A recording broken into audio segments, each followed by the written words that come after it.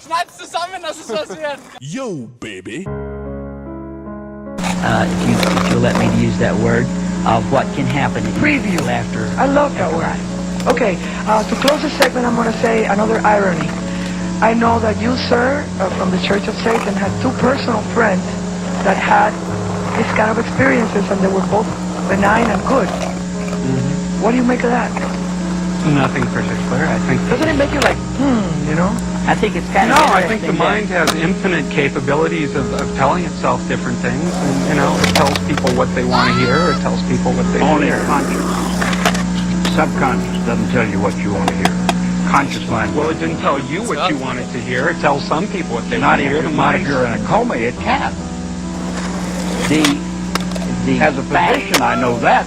I don't know what he knows, but as a physician, I know that. the fact that yes, I think it's interesting that someone who calls his church the Church of Satan doesn't believe in him. Amen. Strange. Well, the text sees... I need to take a break, so quickly, please. That shows you the hypocrisy. Okay, I need to take a break right now. Can you answer that? I was just going to say the text he's quoting from was written at a time when people used to have pipes into graves so they could feed the dead. And I think it's about as valid as that idea. Okay, here we are into history again. We're talking about hell. We will be right back with audience questions. Please don't go away.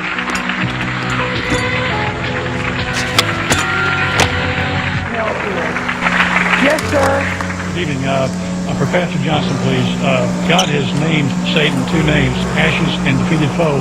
And could you expound a little bit on that? And also Revelation 20:10, which says, the devil, that old dragon that deceived them, is bound and cast into the lake of fire where the beast and the false prophet are, and he shall be tormented there day and night forever. That's eternity.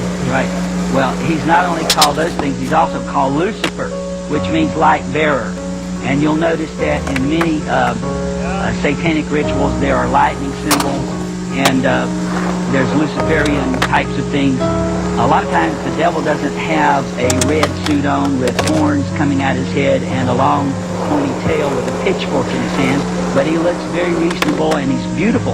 As a matter of fact, the Apostle Paul said that we should not receive any gospel, though it is preached by an angel of light, if it does not conform with the Word of God, what he has preached. So Lucifer is a real person. He's alive, and this man here sitting here that says he's not, though he worships him.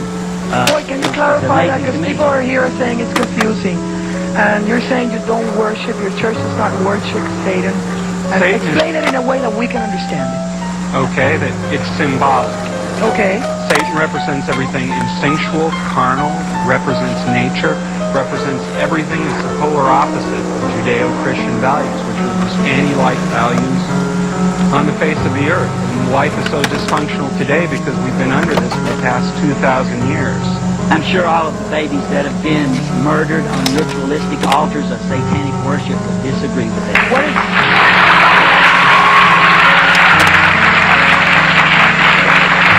is the difference? What is the difference between a satanic cult and the Church of Satan? What is the difference between a satanic cult and the Church of Satan? Satanic cults are based on sort of nonsense and propaganda that people like him have been churning out to the public Can we to keep this little bit of fear going. This Can we be a little more? dying religion. Okay, can we be a little more on its last specific? legs. They need whatever little bit of fear they can get. I know you guys are mad at each to other, motivate. but I need to motivate my audience with information. I mean, what is the basic difference between a satanic cult and the Church of Satan No, for you? We're a power philosophy that's based on an understanding of nature and the laws of nature.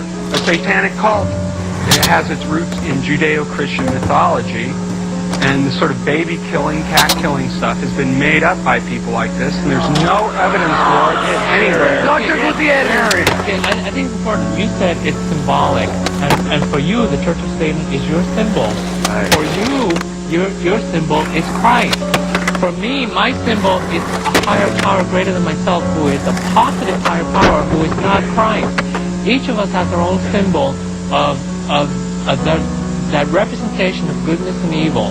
And how you each interpret that is your own choice. And what you're basically saying is how each person interprets those symbols is how they are going to react in a near-death experience? The common ground though, the common ground though is that we have a need to have a belief in something.